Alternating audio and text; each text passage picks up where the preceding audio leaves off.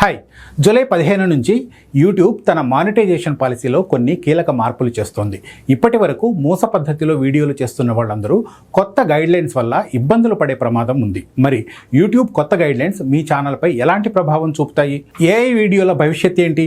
కొత్త రూల్స్ ప్రకారం వీడియోలు ఎలా చేయాలి? ఇలాంటి అనేక ప్రశ్నలకు సమాధానాలను ఈ వీడియోలో తెలుసుకుందాం.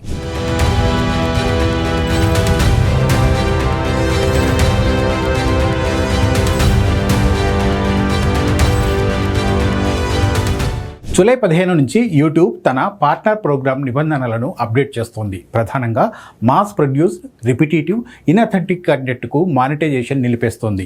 గతంలో రిపిటేటివ్ కంటెంట్ అని పిలిచే పాలసీని ఇప్పుడు ఇన్అథెంటిక్ కంటెంట్గా మార్చారు. యూట్యూబ్ కొత్త గైడ్లైన్స్ ప్రకారం ఇకపై మాస్ ప్రొడ్యూస్డ్ కంటెంట్కు మానిటైజేషన్ ఉండదు. అంటే ఒకే టెంప్లెట్ను ఉపయోగించి వీడియోలు చేయడం, లేదంటే చిన్న చిన్న మార్పులతో వందల కొద్దీ వీడియోలు సృష్టించడం లాంటి వాటికి ఇకపై డబ్బు రాదు.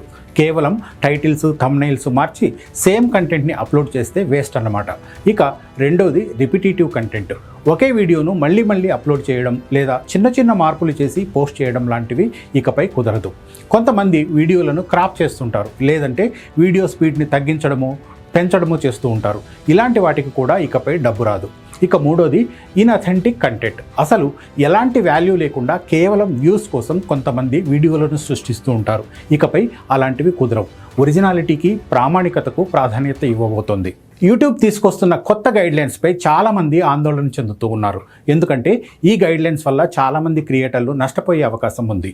ఎలాంటి క్రియేటర్లు నష్టపోయే అవకాశం ఉందో ఇప్పుడు చూద్దాం. యూట్యూబ్ కొత్త గైడ్లైన్స్ వల్ల ప్రధానంగా నష్టపోయేది రీఅప్లోడర్స్. కొంతమంది క్రియేటర్లు ఇతరుల వీడియోలను లేదా తమ పాత వీడియోలను ఎలాంటి వాల్యూ యాడ్ చేయకుండా మళ్ళీ అప్లోడ్ చేస్తుంటారు. అలాంటి వాళ్లకు ఇది బ్యాడ్ న్యూస్. మరికొంతమంది లో ఎఫర్ట్ కంటెంట్ క్రియేటర్స్ ఉంటారు. వీళ్ళు చిన్న మార్పులతో ఎలాంటి స్టాండర్డ్స్ మెయింటైన్ చేయకుండా కేవలం వ్యూస్ కోసం మాత్రమే వీడియోలు పబ్లిష్ చేస్తూ ఉంటారు. స్టాక్ ఫుటేజీలు వాడడం, కాపీరైట్ ఫ్రీ బ్యాక్గ్రౌండ్ మ్యూజిక్తో స్లైడ్ షోలు వేయడం లాంటివన్నమాట. ఇలాంటి వీడియోలకు ఇకపై మానిటైజేషన్ రాదు. మరికొంతమంది క్రియేటర్లు టెంప్లెట్ బేస్డ్ వీడియోలు చేస్తూ ఉంటారు. ఒకే టెంప్లెట్ను ఉపయోగించి కంటెంట్లో ఎలాంటి మార్పు లేకుండా వీడియోలు చేసేస్తూ ఉంటారు. ఇలాంటి వాళ్ళందరికీ యూట్యూబ్ చెక్ పెట్టబోతుంది. ఇటీవల ఏఐ కంటెంట్ కూడా యూట్యూబ్లో బాగా పెరిగిపోయింది. ఏఐతో వీడియోలను జనరేట్ చేసేసి పోస్ట్ చేసేస్తున్నారు. స్క్రిప్టింగ్, ఎడిటింగ్, వాయిస్ ఓవర్ ఇలా అన్నిటినీ ఏఐ చేసేస్తోంది. ఇలాంటి వీడియోలలో మానవ ప్రమేయం ఏమాత్రం ఉండదు. ఎలాంటి వాల్యూ జోడించరు. ఇలాంటి ఏఐ వీడియోలకు కూడా యూట్యూబ్ ఇకపై డబ్బులు ఇవ్వదు. ఇక చివరగా కాపీరైట్ ఉల్లంఘించేవాళ్ళు ఎలాంటి అనుమతి లేకుండా ఇతరుల వీడియోలను ఎత్తేసి వాడుకుంటూ ఉంటారు. ఇలాంటి వాళ్ళందరికీ ఇకపై గడ్డు రోజులే అని చెప్పొచ్చు. మరి కొత్త గైడ్లైన్స్ ప్రకారం వీడియోలు చేయాలంటే ఏం చేయాలి? ఎలాంటి జాగ్రత్తలు తీసుకోవాలి? అన్నిటికంటే ముందుగా ఒరిజినాలిటీకి ప్రాధాన్యత ఇవ్వాలి. మీ కంటెంట్ ప్రత్యేకంగా ఉండాలి, ఒరిజినల్దై ఉండాలి. ఒకవేళ ఇప్పటికే ఉన్న కంటెంట్ను వాడుకోవాల్సి వస్తే దానికి మీ వాయిస్ ఓవర్ యాడ్ చేయాలి, లేదంటే విశ్లేషించాలి, ఆసక్తికరంగా ఎడిటింగ్ చేయాలి. మీరు చేసే ప్రతి వీడియో విలువైనదై ఉండాలి. ప్రేక్షకులకు వినోదాన్ని అందించాలి, లేదంటే వారికి ఏదైనా నేర్పించాలి. కేవలం వ్యూస్ కోసం కాకుండా మీ కంటెంట్ వారికి ఉపయోగపడేలా ఉండాలి. అన్నిటికీ మించి నాణ్యమైన వీడియోలు చేయాలి. వీడియో, ఆడియో క్వాలిటీ బాగుండాలి. ఎడిటింగ్ మెరుగుపరుచుకోవాలి. ఇది మీ కంటెంట్కు వాల్యూ యాడ్ చేస్తుంది.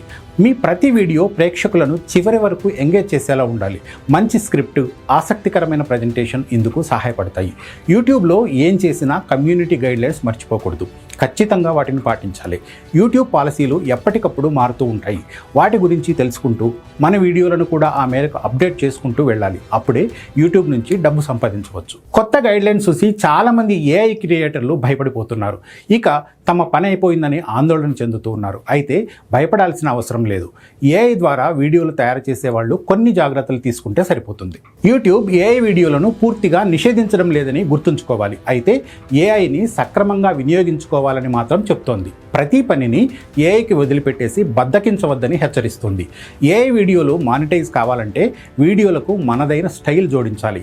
ఏఐ తయారు చేసి ఇచ్చిన కంటెంట్కు మన వాయిస్ ఓవర్ యాడ్ చేయాలి, లేదంటే సందర్భానుసారం ఎడిటింగ్ చేయాలి, మ్యూజిక్ యాడ్ చేయాలి. ఉదాహరణకు ఒక ఏఐ వాయిస్తో ఒక బ్లాగ్ పోస్ట్ను చదివి స్టాక్ ఫుటేజీలతో ఓ వీడియో క్రియేట్ చేసి యూట్యూబ్లో అప్లోడ్ చేస్తే అలాంటివి మానిటైజ్ కావు.